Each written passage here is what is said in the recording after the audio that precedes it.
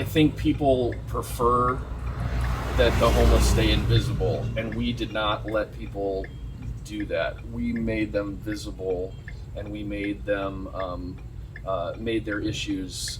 We gave them a voice, and we won't apologize for giving them a voice. Yeah. And for revealing a problem that is, really, we our continuum of care, because we didn't have a low barrier or no barrier shelter, allowed several hundred people to be lost in the cracks, and people were fine as long as they were scattered and invisible. But we made them visible, and we said we demand that our continuum of care, and that our city and that our county do something about it. Yeah. And so we don't apologize for that. And if it has to be somewhere, so we're in United Square, and people were sleeping on our porches, and we had a moral responsibility.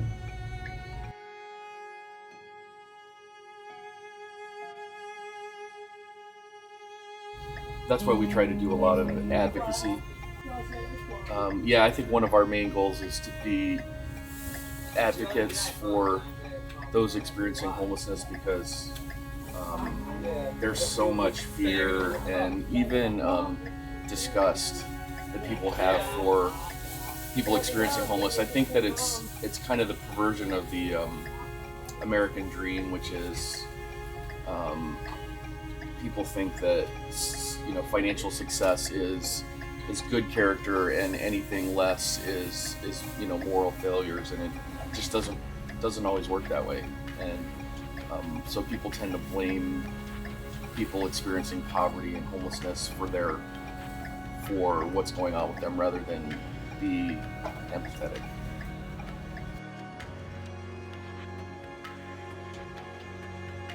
Severe trauma is really the biggest issue. People, a high percentage of women that we see have been sexually assaulted in their lives, and while on the street. Even a high percentage of the men that come have been sexually assaulted, and also other types of violence and neglect. We even have a lot of people with cognitive delay who are on the street, who really are defenseless and have no one to look after them. And so there are a lot of factors, but I would say trauma is actually the leading factor. And then after trauma, often follows mental health issues and drug addiction as well.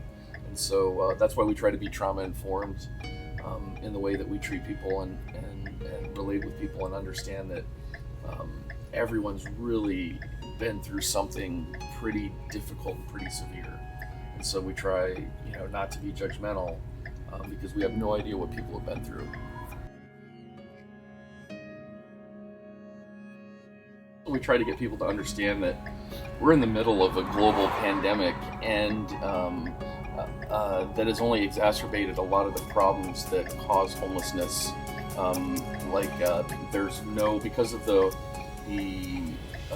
eviction moratorium, there was already a lack of affordable housing, and now there's hardly anything. So it's hard to get people into housing, and then the stress that the pandemic has caused for mental illness for people.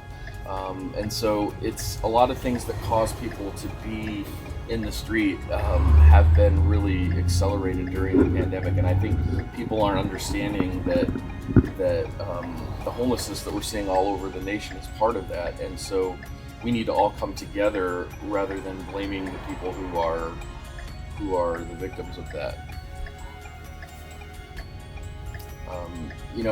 And then I would also say that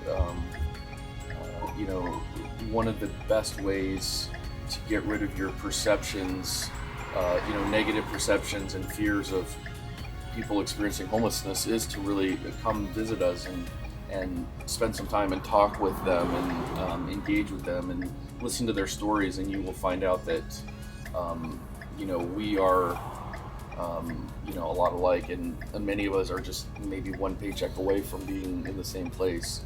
And so I think that would help us overcome a lot of those issues, because people here have amazing stories, and we have people with college degrees, graduate degrees, people that have, had serious trauma, things that have happened to them you can't imagine, and the fact that they're still surviving, even on the street, is something that I think would inspire a lot of people and cause them to want to help.